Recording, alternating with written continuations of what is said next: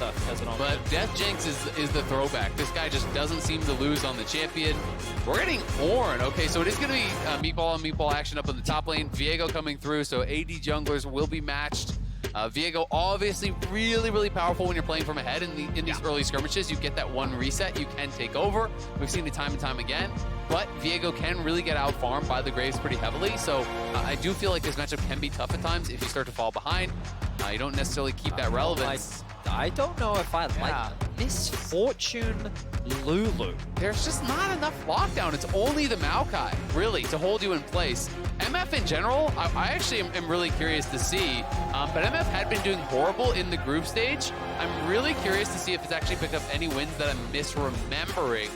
But last I had looked, this was actually winless at Worlds, and yeah, 0-4 in the group stage at Worlds. So Deft's going to be looking for the first win on it. To be fair, it hasn't always been the top teams that are actually playing it. FBI played it. Oh, Deft did play it once, FBI twice, and Berserker once. So 3 of the losses are, from NA teams. One of them is from Deft. And we'll see. That was their only loss, actually, was when he was playing it. I just don't think they have enough lockdown to justify the pick.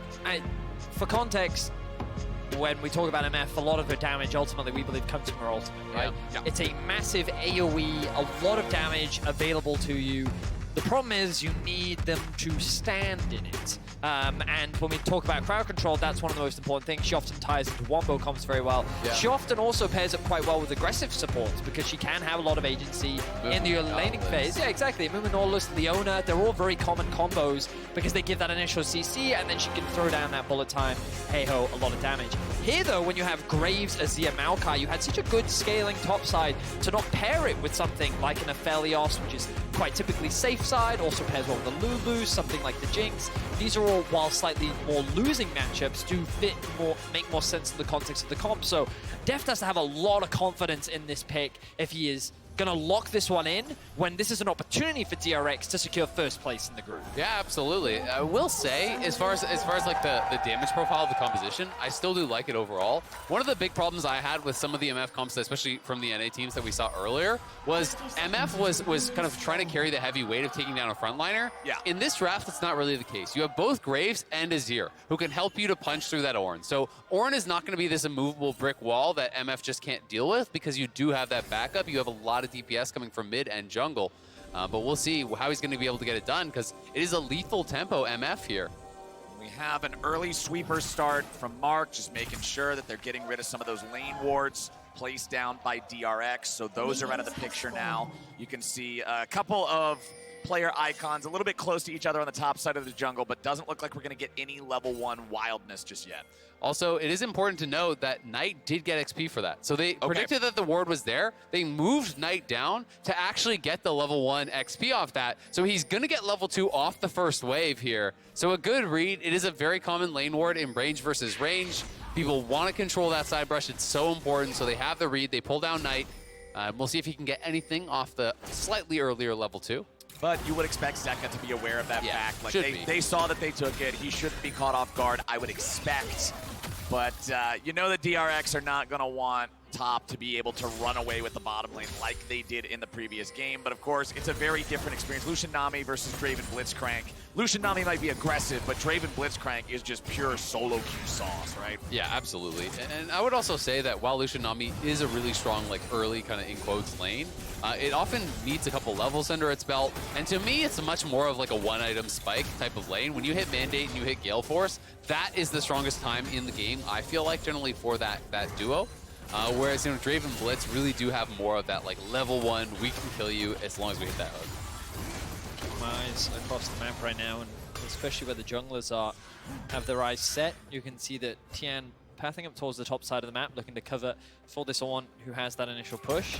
Will likely convert that into the Scuttle Crab, doing a mostly full clear for the time being, as Graves doing the exact same thing on the other side, pathing more towards the bot side. So it looks like that we're in for a pretty more standard, slower early game overall. Nothing too crazy compared to what we have been seeing with the likes of GAM and top esports in our last few games, which does mean that overall this early game expected to be slower. And a reminder of the stakes, once again, top esports, they cannot secure a spot in the quarterfinals. However, DRX with a win will lock first seed in this group And we'll end up going 3-0 on the day, which I think when you think about expectations coming into the tournament, it's always talked about how Korea have a tendency to make it out of the group stage, right? They are just very good. They are adept. They're just good.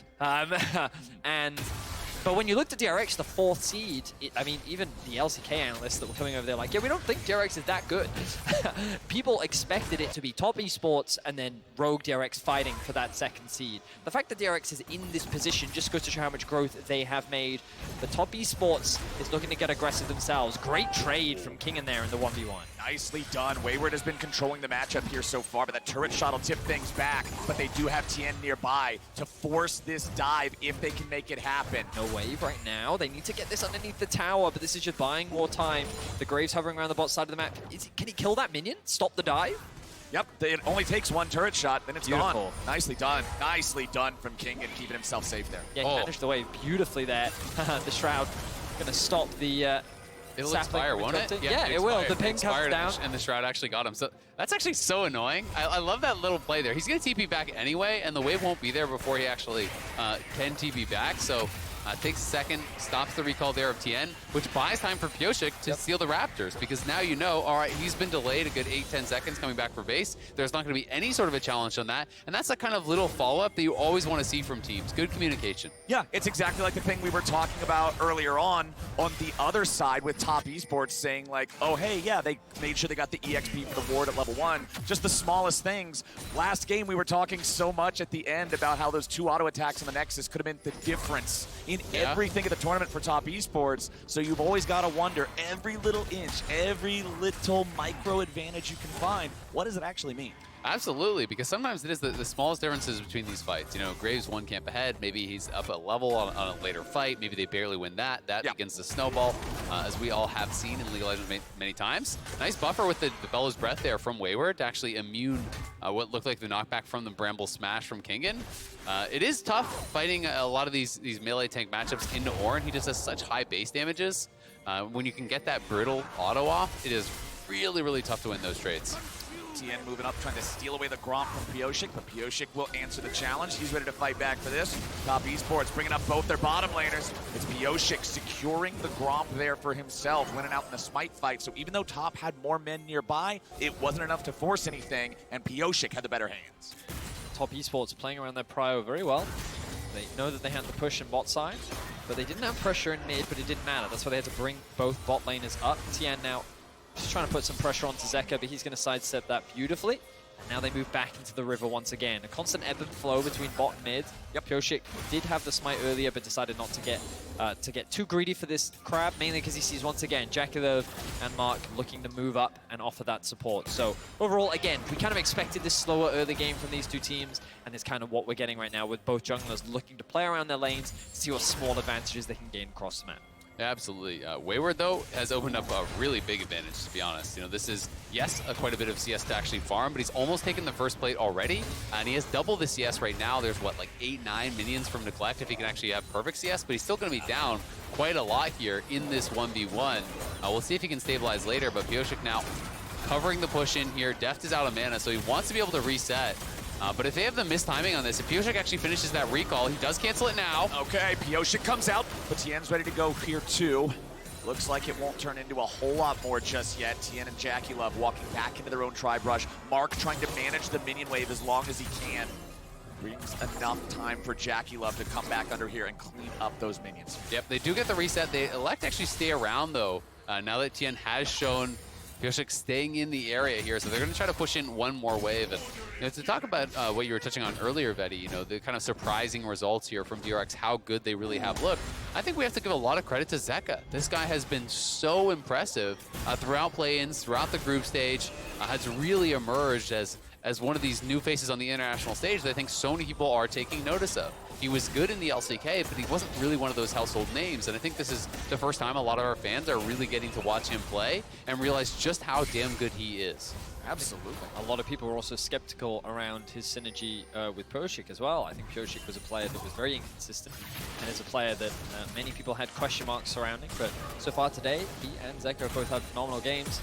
Let's see if DRX can round today out with a 3-0 to join the likes of T1, the first seed of their group. The ultimate comes down mainly just to clear out the wave from Deft. We'll be able to put that pressure down onto Jakilov as well, but now Tian could be in a bit of danger. He's level 6 though. Let's see if King ends up getting caught here. Still takes the damage from both parts of the Ornhorn, but he flashes the wall to get himself to safety. Pioshik's behind him, but there's a big difference between level 5 and level 6 here. But Knight's here too. Knight's ready to go for a 3v2, but they don't have an Ornn ulti, and there's a lot of AoE between Maokai and Graves to just force the wave down. And you can see that the read was actually there. Like, look at Barrow. Barrow was already running out of base. Zeka has gone back to mid, but he was cheating up towards that top side, so they knew that this could be coming in. Good comms again there from DRX to prevent what could have been a potential look there. Pioshik, though, going out for that scuttle is slightly risky, but with Knight showing back on mid, knows he's going to be safe to do it unless we can get a Nami steal. Well, Pioshik at least getting his level 6 now. The collateral damage on the Graves going to change the way that you look at these short skirmishes between 2 or 3 players at a time.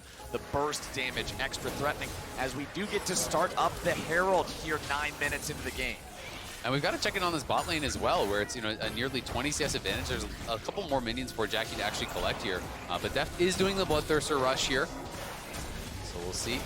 It's going to be this contest on the Scuttle. Tien is cheating around, but like he doesn't really have his team with him. There's no ultimate on Wayward right now. It's very difficult for top esports to actually get this engaged, but Kingen is ready to start the fight. Kingen's got his ulti though, and that's the big difference maker. Wayward stuck in the pit. He has the flash, but they won't let him near the wall. It's first blood over to Barrel. Yeah, Wayward just makes it easy for him. Walking in there, does get knocked down. They get the Herald, they get the kill, and Deft loses nothing bot because he was able to actually fully shove out that wave first. Now Tien is going to try to keep Kingen away from top, trying to zone him away. Knight is moving down here as well, and King Zoom.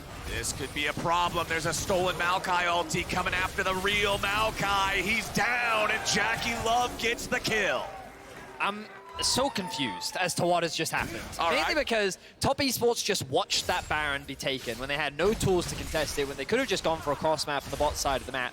And then Tian does something that you just don't expect. He just challenges the Maokai as he tries to make his way up towards the top side, and then he actually calls the rest of his team to come and help him secure that kill. And now top esports have swapped to the top side of the map to try and funnel a plate or two into Jakilov. He's going to be forced to reset as threat is now being pushed towards the bot side of the map for DRX.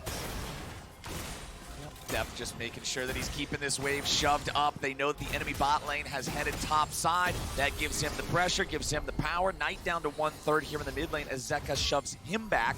Wayward on this bottom part of the map, just clearing out waves as Kingen shoves up the top lane wave into the tier 1 turret here. 10 minutes in, just about to hit 11, and he's still got 3 minutes left for this plate money to be collected. So, the problem top esports find themselves in right now is that while they do have push in top and Wayward has been playing the matchup very well, Kingen came into this game assuming that he would be playing on the weak side of the map, right? Especially when you have something like a Misfortune Lulu and an Azir, your responsibility as a jungler, especially as a Graves, is to make sure that these lanes are basically fine. You cover them, you ward for them, you clear out vision, you get that early Umbral Glaive, and you basically just help control the early game. Top esports, though, it's very difficult for them to really make plays anywhere. They could look to try and gank Zeka, but the amount of poke and pressure he puts onto Knight has made it very difficult. And on the bot side, typically where you'd be investing all your resources, Deft and Barrel have just kept the pressure up so much that there's been very little that top esports can do. So of the plays that top esports have made, they haven't really been able to utilize their windows properly. Perhaps now they can find their first kill of the game. Kingen throws out the ulti trying to save himself, but Tien's already made his way in. The twisted advance back the other way just to try to farm anything he can on his way out, but that's another kill going the way of top esports, 2-1 now.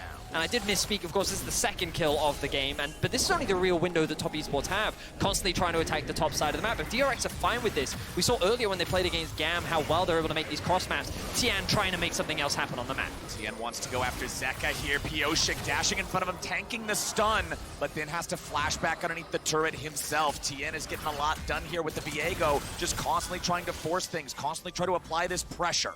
Yeah, nicely done, moving around the map, and now him and Mark, again, on the roam down towards bot. Deft and Barrel are still pushed up, but they will spot them coming in, so should have more than enough time to actually back up. And To touch on this Bloodthirster rush here that we see from Death, he did complete it very on. Bloodthirster plus the overheal. When you have that overheal shield up, you don't actually lose the strut, I believe it is, while you are walking. You're not losing that passive, so it allows you to keep the additional move speed a lot longer, which is very, very effective here. Plus, you have all the shielding from Barrel as well, which is going to make it even more difficult to actually break and allow him to really kite in and out of these fights so well. So we look back now at this top lane play. You can see the ping on the minimap coming down towards the Graves. But he doesn't bother. He immediately just runs straight towards mid. He knows there is nothing that can be done towards the top side of the map. And Top Esports secure another kill. But like, it's not impactful in the sense that it really changes anything. Oh, he actually missed the double ultimate there. The difference is, of course, Zeka does have the E to be able to dash away to safety. Knight going to be forced away from that one. But then they drop the Herald mid and they secure more gold for Zeka, and that's the most important thing. That's what I'm talking about when I say impact. DRX are gaining things on the map. They're gaining control and they're setting up for their future win conditions, whereas Top Esports just feel like that they're constantly falling behind. And it's always one of the problems when, as a jungler, if your only option is playing towards a tank lane and you're not a carry jungler that's going to really run over this game, it's very difficult, because sure, it's like Maokai's getting behind, but Ornn isn't going to necessarily be the difference maker in these fights. Whereas getting the MF ahead, getting the Azir ahead can really be that difference, but it could be a smite fight here. Looks like it's going to be, and it's claimed by Tien and by Top Esports. Nicely done, the Viego, man. Smooth criminal in and back out. And we'll see, can Tien really get something for himself here? Because he has picked up a kill from the top side. He's picked up an assist, has been farming some gold pretty darn effectively, actually ahead slightly in farm over the Graves, which I did not expect at this point in the game. So Tien definitely has the opportunity to try to go off in this game, but bot lane tier 1 looks like it's being abandoned.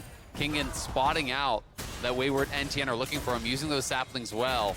But his top tier 1 also not long for this world, so it's a little bit of a race as you can actually get that first tower. And it is still 1,000 gold of a lead for the side of DRX, a big chunk of that being the turret plates that popped up on your screen just a second ago. It was twice as much money, about 480 extra gold for DRX through plates. And there it is, first turret of the game for DRX now too, as Kingen is trying to stop the wave here. He fires his ulti back.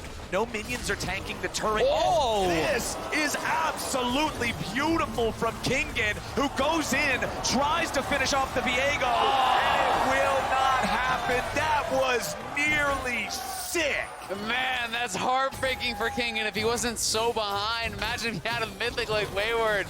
He could have been able to pull it off, but that was really smart. Goes, holds the wave, gets the tower aggro onto them, then shoots the ulti backwards and wraps them up there. Nearly had a sick outplay. In the end, though, does mean his flash is used and he goes down. Doesn't even get a summoner from the other side. So it does backfire a little bit there, and Kingen falling further behind, unfortunately. I didn't realize that Mark was actually running a heal as well. I saw a second heal come out, and I was like, why did Tien actually live? That Q should have been enough damage, but the secondary heal coming out from both the W and then the heal spell was actually enough to swing the fight. So props to Mark there, keeping his jungler alive. This will mean that DRX do secure themselves the Herald, but it's a weird game to describe, because if you're just an observer, maybe not as familiar with the league, you're looking like, well, they have more kills. They're even in towers, they even have a Drake up. Why do you keep talking like DRX is just in so much more control? And it's because of the map state. Right now, they've already secured the bot tower. It's very easy for them to just walk up and secure this mid one. And when they have the range that they have, along with the damage that they have, sure, we were questioning the MF pick overall, and in the context of teamfights later, but you kind of look, there's such a big range difference between DRX and Top Esports that if you just leave the game in this very neutral, standard state, it's so much easier for DRX to be able to play these fights later on into the game, unless Knight can really pop off and find some way into the back line. Yeah, and I do think a lot of it is going to be on Knight, because it seems like a tough one for Jackie, who does have Cleanse to help deal with some of the CC, but if you are getting in the threat range to actually auto-attack, the potential to get flashed on by Kingen, to be actually getting hit by these Azir soldiers, to be getting ulted by the MF, there's so many tough things to deal with, and now Tien way too far in. Tien very far forward, very far away from the rest of his team, gets caught by the ulti over the wall. Pyosik trying to chase him down, and he puts bullets in his back. The jungler of Top Esports gets a little too ahead of himself, and he pays the price. Yeah, goes for the aggressive invade there, and Kingen is there for the collapse, locking him down for Pyosik to knock him down. And that was a shutdown, I do believe, was 2-0 on the play, so looking good for DRX thus far. And a lot of the roams that we've been seeing from Tien, where he moves into the enemy jungle looking for these picks, are often done with Mark. A part of the reason why JackeyLove has been falling behind is because he's often found himself in a 1v2 lane, and while that has resulted in some kills for top esports, it means that the downside is the bot lane has suffered so much. This time, though, we saw TN solo in the jungle. There was no support there, and he ultimately overstepped. So DRX, they find themselves another pick. 2.5k gold is the lead that they now find themselves in. They're in prime position to secure first place in this group. But one thing I do want to comment on, because it goes back to what Isaac was talking about earlier at the very beginning of the game. Lucian Nami are currently on their one mythic. Spike, you've got the Zeal and the Serrated Dirk also for the Lucian, which are very effective component items. Some item components just sort of suck, but these ones are really good. And now I'm expecting top to try to play around that, try to find some use for that strength if they can, because 2,500 gold is pretty ferocious at this point in the game. Everybody's hanging out around mid lane now as the waves collide and we vie for position. Zeka over the wall, not going to look good. Yeah, and part of the problem is that all of that gold is concentrated exactly where you'd want it on DRX. It's 1k advantage or so for Zeka, 1k advantage for Deft. So, you talk about that one item power spike that I touched on, but they haven't really been able to find any sort of an angle to fight. Deft is almost on 2, Zeka's already on 2. And DRX are just kind of in prime position to continue controlling this game, slowly pushing the pace forward here. They are TPing in, though. It looks like they're going to try to look for a flank from Knight. They're going in. Pioshik eats a ton of damage. Barrel's very low now, too, but the Azir turret keeps them protected. DRX are able to fall back to it. And top esports, despite what looked like a nice explosive start to that engage, can't follow it up. So now DRX are in position to convert this into the Drake, but the big difference in these fights is that a lot of ultimates are unavailable for top esports, primarily their engage ones, whereas DRX still have Zeka's ultimate, Deft's ultimate, and Beryl. Tian is looking for a steal. He cheekily took away the last dragon. Can he do it again? All right, Tien's inside that shroud, trying to make his way forward. There comes a oh! Tien steals it, and there's still a minute to go for the fight. Pioshik's going to be the second kill. It's 2 down on DRX for only the one of top esports. Ultimates be damned. Top esports knows how to team fight. Tien just doesn't miss with these smites, stealing it away here again from Pioshik. Back-to-back dragon steals there are giving top a win condition, as Mark is going to have to flash out of there, but now you can start to see that light at the end of the tunnel. If they can get towards the soul, that's a way in. Tian can't keep getting away with this, man. He's literally walking up, smiting, and then being like, all right, have a nice day. Thank you very much for the leash. It's ridiculous. Top esports definitely have a very clear win condition ahead of themselves right now. It is that stacking dragon. Let's have a look back and see how he actually does this. And just keep your eyes on Tian's positioning here. The ultimate comes through from Knight. He then walks up. Oh, and it's at like 1,000 HP. It's such a close smite fight, but then top esports see a window to engage. Wayward commits onto the wall. They end up getting that pick onto Lulu, but Misfortune is in a very safe position in that choke point to be able to make the trade kill happen, and then a good retreat from DRX means they don't lose any further people. Well, I actually think it was so important that Kingen lost his ultimate tonight. If Kingen was with the team, he could have actually blocked the Maokai ultimate, and all of DRX could have stepped forward to actually try to challenge that and be in a better position to keep Tien away. But because he was on a flanking position, and because he allowed himself to be spotted and have his ultimate stolen, he's not there to block it. So Knight just throws the Maokai ultimate over the wall. Everyone has to back up, because look at the other 4 on DRX. No one can actually tank the Maokai ultimate. They just have to back it up or they'll die. And that makes up for the disadvantage we were talking about beforehand of, oh no, we don't have our Ornn ultimate anymore. Let's just use yours instead. Here's the engage, here's the play. Nicely done from top and from Knight. And the game is only 1,500 gold apart now as they fight for positioning and control of the topside river. And that's why I think Sylas can create such interesting situations where you have to really think about even showing, right? Where sometimes you have the key ultimate and it is actually better to just hide in a brush and wait until that Sylas takes something else instead of giving over that key ulti. There are Europeans awake right now, praying that top esports will find a win to give Rogue the opportunity for a tiebreaker to first. Top esports obviously have had a difficult group stage and they will not be able to qualify for the quarterfinals, but there's light at the end of the tunnel and they are playing for pride and for Europe's opportunity to still secure first. Top esports now have found Kingen. All right, Kingen, it's time to run, buddy. Flashed out of the way of the R2, made sure he didn't get hit by the knockup, so he escapes the 3-man collapse from top esports. And that, what's that going to mean across the map for DRX? Exactly. It does buy them a little bit of time, but because there's not actually a wave right here, Knight should be there, you know, before they can actually knock this tower down. So I do think Knight will be in a position to try to defend this. So it's not going to mean too much, honestly, out there on the map. But we'll see how heavily they want to try to commit to this, if they feel like they can still do it in the face of Knight, but I wouldn't think so. Look at the mini-map as well. You can see them moving up through the river. Top Esports want to make their way towards top, and Knight! Oh my god, what an engage coming out from Knight. Zeka's at 100 HP, and Jackie Love knows an opportunity when he sees it. Top Esports hit him right in the mouth. And Knight makes the magic happen. His Silas is regarded as one of the best in the world, and he saw a window that not many others would. A beautiful two-man Azir ultimate will set up the Baron for Top Esports. Jeff still has his ulti. He can look over the wall here if he wants, but it is a bit of a desperation play. And now with Wayward arriving, they're going to have to retreat. There's no chance at a steal here. So top now will be in control. They get the kills. They're going to get the Baron, and we can watch this one more time. As soon as the Azir ulti is stolen, honestly, you got to back up. But he goes forward, hits the Everfrost, sets himself up for the chain, then clears out the wave, plus knocks them both in with the same Azir ulti. Beautiful stuff there from Knight, and sets it up perfectly for Jackie Love to kill him off. What's crazy about this is Top Esports, all this early game, have kind of been collectively grouping up and moving. They've been trying to attack these silos, in particular, Tian and Mark, how they've been working together. On the minimap, the second the Knight got into that top lane tower, you could see the communication was, I see a play, I need you guys here right now, and the movement immediately came through. And the fact that he even killed a minion to be able to land the E behind, Zeka thought he was safe. He thought, I can get rooted, but it's fine, but the minion dies, the stun comes through, the play happens, Top Esports get themselves a Baron. And with that Baron, they are now set up for total control over the Rift with 15 seconds to go until the Drake that will give them soul point on a Hextech map. Zeka losing a little HP there. Jackie just firing off the culling to keep these guys back. And Jackie finishes his third item off of that. Yes, it is Collector. Yes, it is a very early game spike here, but they are trying to play for soul. They're trying to play for ultimate power right now, and he is incredibly strong.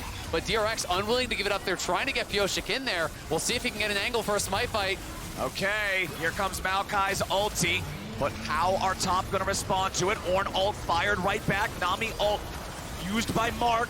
Control maintained, Drake secured, soul point acquired for Top Esports, and now with a stolen Maokai ulti, they might be able to find a re-engage. Kinken's already down, the bullet time won't do enough. Wayward will not fall, and Top Esports get an objective and a kill to boot. And Pioshik played that so strange. He goes into the pit, but he actually spends his Q and spends his damage on Tian instead. You're not going to kill Tian in that situation. I thought when he dashed in, he was going to try to actually burst down the dragon, which was, if I'm recalling correctly, around 2,000 health. So I thought it was going to be, you know, Q, auto, smite, all spent on the dragon there, try to look for the steal. Instead, he just goes in, gets nothing done, has to flash out, and Top are taking further and further control over this game.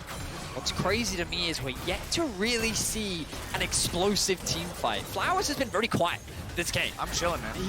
There have only been small windows where we've been seeing those kill exchanges, but as the game has gone on, Top Esports have turned that 3-1 kill advantage in the early game to 8-3. DRX, while in the early game they dominated the map, Top Esports have done what they do best. Find skirmishes, find kills, and convert that into control. And honestly, you wouldn't be feeling that much pressure if they hadn't had these two dragon steals, because you still feel like, hey, gold is close, you outscale potentially here, but Zeka now in some trouble. He's being surrounded. Oh, he is in a lot of danger right now. Okay, Zeka, it's time to exfiltrate the hot zone. Metal Gear Solid Zeka creeping beneath the security cameras, making sure he doesn't get found. I think he can get away from this one. Yes, Box of safety. He's just hiding, he's waiting. I think he's going to escape it. The Zeka turret will fall, but Zeka himself gets away. However, because the enemy mid laner's gone, that means that Top recognizes the chance to get things done here in the mid lane. Pioshik has to defensively ult to get out of the range of Jackie Love's culling, and Top takes down the mid lane tier 1 turret. They maintain control over the enemy jungle and continue pushing forward and setting up vision. And I want to come back to something Azale said earlier, which is that if it weren't for those two dragon steals, and when you think about Top Esports domestically, and we joked about it earlier, oh, hang on, I don't have time. I don't think Beryl has a whole lot of time either. He'll survive thanks to the Wild Growth self ulti.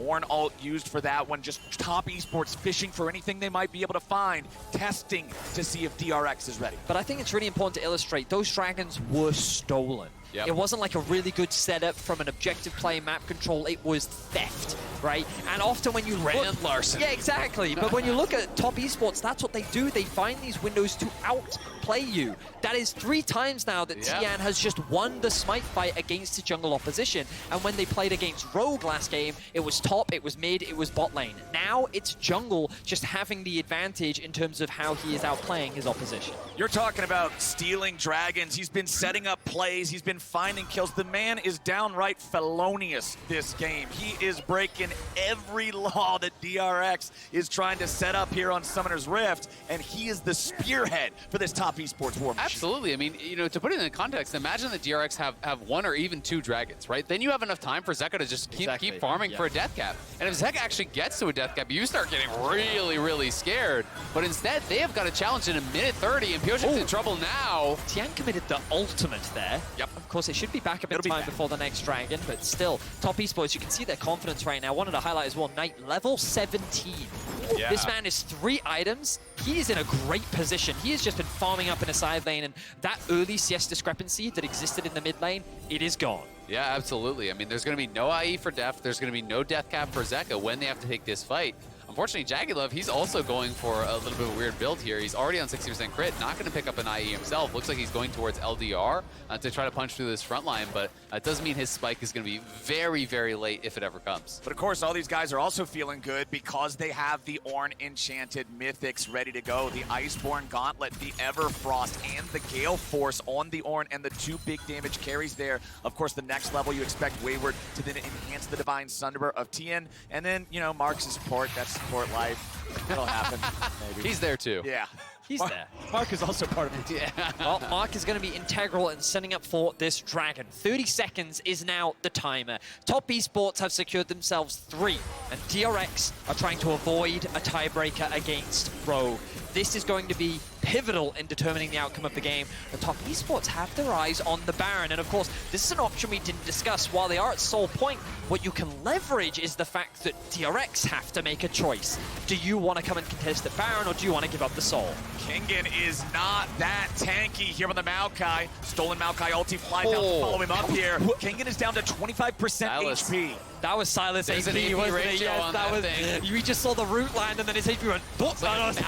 Yeah. You're used to seeing it like just do a little stiff freeze. They do 4 damage from the Maokai. All of a sudden, you're getting AP 1 Here shot. we go. This is it. DRX is moving in, but top already has the Drake down to half HP. Mark fires off the wave. Pioshik will even be able to make it into the pit in time. The Drake is secured. The soul is found, and top will now try to get their way back out. Stolen bullet time fired off by Knight, as now he should look to get back over the wall. Tien with a defensive ulti, and DRX won't get anything there. Did DRX go to Baron? Like, are they actually feeling desperate enough to try to just run straight over? You know that they're going to be recalling. I feel like you go to Baron, you start it, and you try to see what you can get done. Wayward is still in bot. He's killing Krug, so he must be looking for something for a buy. He does have his TP, and there's Hex Gates on the map. So I don't think that they have enough time, really, but...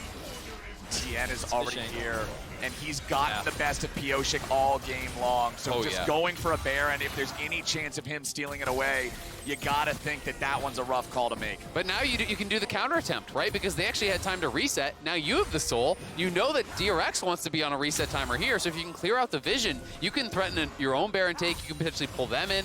Of course, this ward in the back of the pit has not been cleared out, but it is going to be this slow choke out here from top as they try to encroach into the enemy jungle and clear out as many of these wards as they possibly can to pull DRX into what could be a game-ending fight. And DRX has to be so careful with the way they approach this, with the extra value of the Ornn items, with the extra value of the levels that they have on guys like Knight, who is level 18 at this point in time, and with the huge power of the Hextech Soul. If top just finds one little way in, one little advantage, it could mean the end of the game entirely. DRX, they're trying to creep up here. They're trying to put down any little bit of vision they can. Tien on the flank, though. Knight in the pit. Tien looking for that pincer. Not going to find a whole lot just yet. Sweeping out some wards. Won't be able to take that one down. As DRX continue trying to creep forward, and Jackie Love will just push up the wave here in the mid lane. Still a tier 2 turret standing in all 3 lanes for DRX. And top esports regroup in the river. Yeah, DRX just trying to buy time. They're trying to get Def towards this IE. It would be such a big spike for them, but Pioshik pretty far forward is the way we're going to look. The way we're trying to find it. Jackie Love goes in. Barrel's going to be taking low bullets. Oh, won't do much. And Jackie Love's unstoppable. A double kill on the Barrel, and Pioshik top have a 5v3. That Baron's free. Yeah, they're going to take the Baron, no problem here. Pioshik gets knocked down. Barrel gets knocked down. Top in full control of this game. And they may be out of worlds, but they are showing what they can do on the international stage here, looking to take down DRX. What an incredible game overall from Top Esports. It has been calm and controlled, but they've won it in their way. Of course, the Nexus still needs to fall, but Top Esports playing with confidence. There comes the angry cats of the Soul and Silas ulti. They will rip King into pieces, and Top Esports will do the same to the structures of DRX. Tier 2 turret broken here in the top lane. Tier 2 turret broken here in the mid lane, as you still have 30 seconds before King can come back alive. Top Esports now breaking into the entirety of the base. Top lane inhibitor, it's gone. I mean, Def was pushing bot, just trying to get an IE at that point. He knows that there's not going to be anything they can do to contest. They're hoping they can try to hold the line here at some point. But without King alive, Top can just push forward. Knight is threatening the flank. He's going in! It's a tall order to survive this. Knight here on the front line. Zeka into the stasis. Knight now buying a little bit of time of his own. And DRX collapse as it's Top Esports absolutely slamming them. 4 kills, 1 man left alive. Triple over to Jackie. Top Esports will win this game and force this tiebreaker here in this group. What a way to go out for Top. Crushing Rogue, taking down DRX, showing that they are still a force to be reckoned with here. Battling their way back into this game, and what looked like it was going to be DRX in full control in the earlier stages. Their carries were more fed, but it was the jungle duel here between these two players, always going the way of Top. Again, stealing multiple dragons away made such a difference, put so much pressure on DRX to try to take these fights that they weren't really ready to take. Absolutely incredible performance here in these last 2 games from Top Esports. They will take their final bow.